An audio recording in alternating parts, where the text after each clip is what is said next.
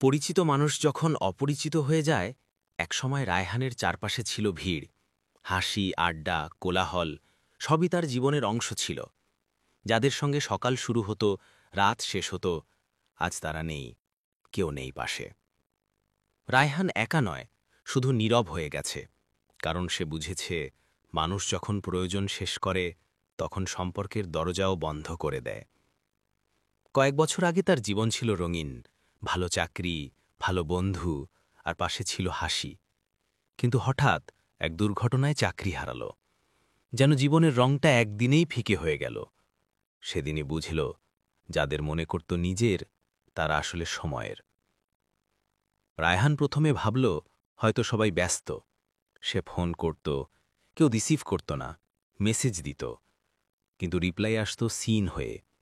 যে বন্ধু একসময় প্রতিদিন দেখা করত, এখন রাস্তা দেখলেই মুখ ঘুরিয়ে নেয়। একদিন বাজারে দেখা হলো তানভীরের সঙ্গে। ভাই কেমন আছিস? রায়হান হাসল।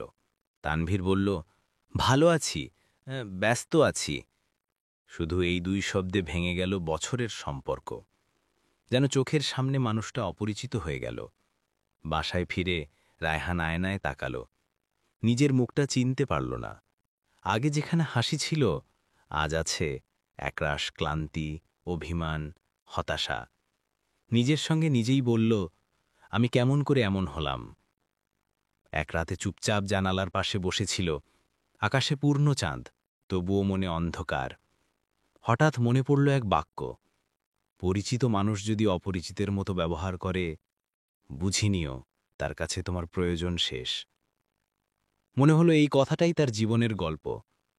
কিছু মানুষ এমনভাবে মিশে যায় জীবনে যে মনে হয় তারা কখনো যাবে না, কিন্তু সময় একদিন সবাইকে চেনায়। কেউ হাসে সামনে, পিছনে ছুরি চালায়।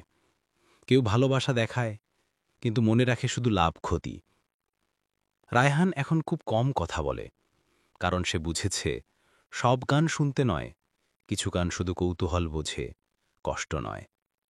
মা একদিন বলেছিল, বাবা, সবাই একরকম না। রায়হান উত্তর দিয়েছিল, হ্যাঁ মা, সবাই একরকম না।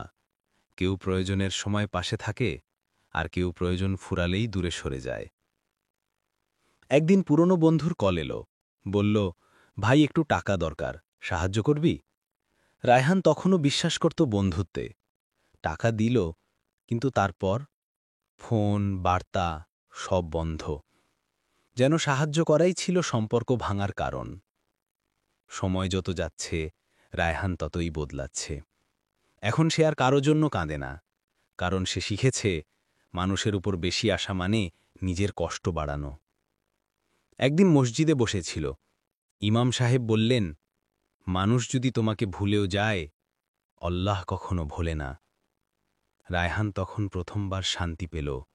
চোখে পানি এলো, মনে একটাই কথা, মানুষ বদলায়, কিন্তু আল্লাহর রহমত চিরস্থায়ী। এরপর থেকে নামাজে দাঁড়ালেই সে আল্লাহকে বলে, হে রব, আমাকে মানুষের নয়, তোমার কাছে মূল্যবান করো। কারণ এখন সে জানে মানুষের ভালোবাসা শর্ত সাপেক্ষ, কিন্তু আল্লাহর ভালোবাসা চিরন্তন। একদিন অফিসে নতুন কাজ পেল। ধীরে ধীরে জীবন আবার স্বাভাবিক হতে শুরু করল। হঠাৎ দেখল পুরনো বন্ধুরা আবার যোগাযোগ করছে। ভাই কেমন আছিস? তুই তো এখন আবার ভালো করছিস। রায়হান হেসে বলল, হ্যাঁ ভাই, এখন ভালো আছি, তোমাদের ছাড়া। এবার সে বুঝল, যারা কষ্টের দিনে পাশে ছিল না, তাদের হাসি মুখও এখন মিথ্যা লাগে। সন্ধ্যায় একা বসে চা খেতে খেতে ভাবল, জীবনে একদিন যারা অপরিহার্য মনে হয়েছিল, আজ তাদের ছাড়া জীবন আরও শান্ত। সে নিজের ডায়েরিতে লিখল, মানুষের প্রয়োজন শেষ হলে ভালোবাসার মুখোশ খসে পড়ে। মা এসে জিজ্ঞেস করল, বাবা এখন কেমন আছিস? রায়হান মৃদু হেসে বলল, মা এখন ভালো আছি, কারণ আমি শিখেছি কাকে ধরে রাখতে হয় আর কাকে ছেড়ে দিতে হয়। মা তার মাথায় হাত রেখে বলল, এই বুঝটাই তোর শান্তির চাবি।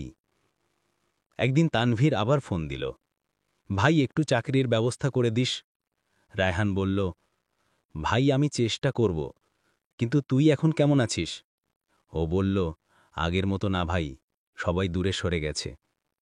রায়হান চুপ করে রইল। তারপর শান্ত গলায় বলল, তুই আজ আমার জায়গায় দাঁড়িয়ে আছিস। তানভীর চুপ হয়ে গেল। কিছুক্ষণের নীরবতার পর বলল, ভাই আমি তোর প্রতি অন্যায় করেছিলাম। রায়হান বলল, কোনো সমস্যা নেই ভাই, মানুষ ভুল করে, কিন্তু সেই ভুল থেকে শেখাটাই আসল। ফোন রাখার পর রায়হান হাসল। একসময় যার অবহেলায় কষ্ট পেত, আজ তার জন্য দোয়া করছে। এটাই তো পরিণত হৃদয়। সে নিজের ডায়েরিতে লিখল, মানুষকে ঘৃণা করো না, কারণ একদিন তুমিও কারো জীবনে অপরিচিত হয়ে যাবে। এই বুঝটাই তাকে পরিণত করেছে, এই শিক্ষা দিয়েছে একাকিত্ব। সে এখন কম কথা বলে, কিন্তু প্রতিটি কথায় থাকে ওজন, থাকে দোয়া। কারো কষ্টে হাসে না, কারণ সে জানে ব্যথা কেমন লাগে। রায়হান এখন প্রতিদিন সকালে নামাজ শেষে বলে, হে আল্লাহ, আমাকে এমন মানুষ করো যে প্রয়োজন শেষ হলেও সম্পর্ক না ছাড়ে। একদিন চাঁদের আলোয় জানালার পাশে বসে সে আবার মনে মনে পড়ল, পরিচিত মানুষ যদি অপরিচিতের মতো ব্যবহার করে, বুঝে নিও তার কাছে তোমার প্রয়োজন শেষ। কিন্তু এবার সে কাঁদল না, হাসল, কারণ সে জানে মানুষ দূরে গেলে আল্লাহ আরও কাছে আনেন। সময় তাকে অনেক শিক্ষা দিয়েছে। এখন সে জানে সবাইকে বিশ্বাস করতে হয় না, কিন্তু সবাইকে ক্ষমা করতে হয় নিজের শান্তির জন্য। একদিন আকাশের দিকে তাকিয়ে বলল, ধন্যবাদ হে আল্লাহ, যারা আমাকে কষ্ট দিয়েছে তাদের মাধ্যমে আমি তোমার দিকে ফিরে এসেছি। বাতাসে তখন হালকা শীত, মনে শান্তির ছোঁয়া। আর ডায়েরির শেষ পাতায় লিখল, মানুষের প্রয়োজন ফুরিয়ে যায়, কিন্তু ভালোবাসার শিক্ষা ফুরায় না। যে ঠকে সে বোকা নয়, সে অভিজ্ঞ। যে ঠকায় সে চালাক নয়, সে আল্লাহর বিচারে ধ্বংসপ্রাপ্ত। তাই আমি কাঁদি না, কষ্ট পাই না, শুধু প্রার্থনা করি আল্লাহ যেন কাউকে এমন অপরিচিত না করে যাকে একদিন প্রাণের চেয়েও বেশি ভালোবেসেছিলাম। জানালার বাইরের আকাশ তখন নরম আলোয় ভেসে যাচ্ছে। রায়হান চোখ বন্ধ করে বলে, আলহামদুলিল্লাহ, মানুষ আমাকে ছেড়েছে, কিন্তু তুমি তো কখনো ছাড়োনি, হে আল্লাহ।